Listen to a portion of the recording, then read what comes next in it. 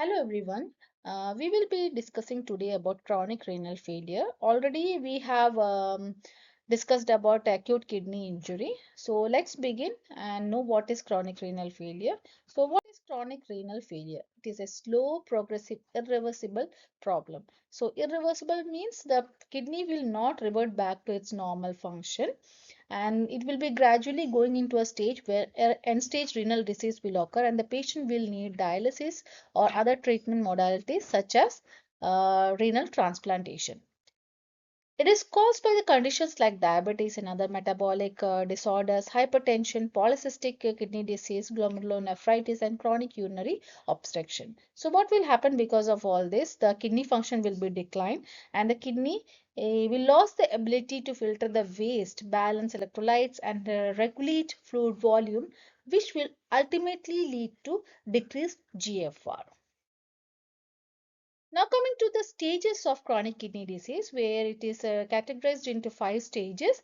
In the first stage, which is stage 1, here the kidney damage will happen and normal function, the kidney will be normally function, only minute changes in the GFR will be seen.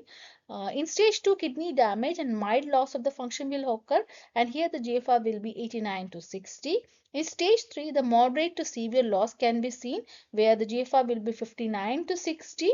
In stage 4, severe loss of function will occur, where the GFR will be 29 to 50. And in the last stage, which is stage 5, end stage renal disease, here the patient will require treatment modalities to survive, such as dialysis and renal transplantation.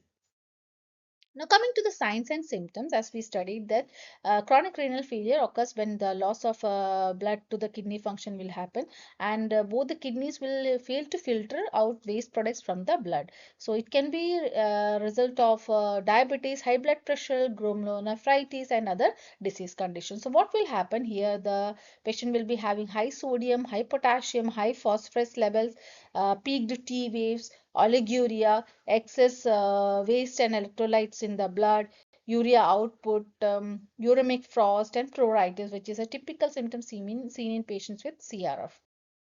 The causes of CRF are difficulties with blood vessels that supply blood to the kidneys, high blood pressure, sickle cell disease, DM, kidney function, elderly patients, and in the patients who are taking nephrotoxic drugs such as NSAIDs, aminoglycosides, chemotherapy, and contrast dyes can result in CRF. That's why when we are giving contrast dyes, we ask the patient to drink plenty of water to excrete these dyes from the bladder.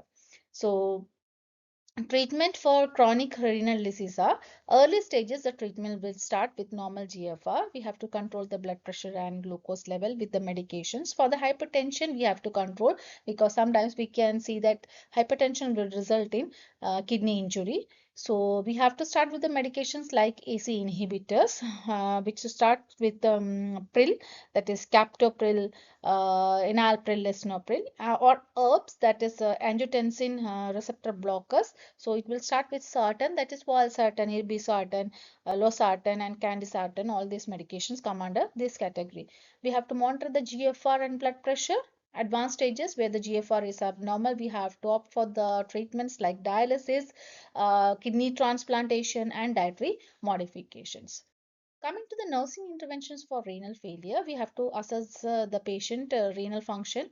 We have to measure the urine output, BP, respiratory rate, and blood urea nitrogen. Monitor the intake and output, urine color, fluid intake. Administer prescribed drugs that will elevate the symptoms like diuretics and vasodilators. Provide education to the patient about the management of renal failure through dietary modification, dialysis, other treatment modalities, and lifestyle changes. Encourage to drink plenty of fluids to maintain hydration and avoid foods that can cause potassium loss. Thank you.